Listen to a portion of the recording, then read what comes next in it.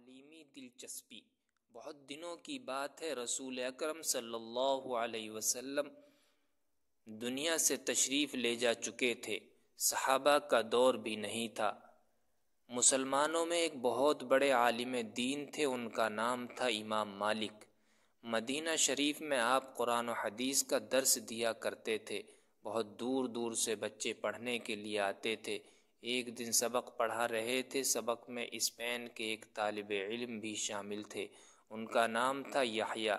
یحییٰ علم دین کے بہت بڑے دلدادہ تھے، اتنی دور سے امام مالک کے پاس دین کی تعلیم حاصل کرنے کی نیت سے آئے تھے۔ سبق کے درمیان میں شور مچا کہ ہاتھی آ گیا، ہاتھی آ گیا۔ عرب میں ہاتھی نہیں ہوتا، وہاں کے لوگوں کے لیے یہ ایک انوکھی چیز تھی۔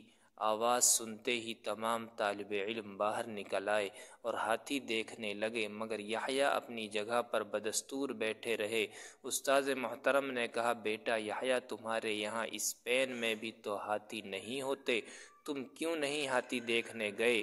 تو یحییٰ نے جواب دیا، میں اپنا وطن چھوڑ کر آپ کے پاس علم دین حاصل کرنے کے لیے آیا ہوں، آپ کی صحبت میں رہ کر اچھی باتیں سیکھنے کے لیے آیا ہوں، نہ کہ ہاتھی دیکھنے کے لیے۔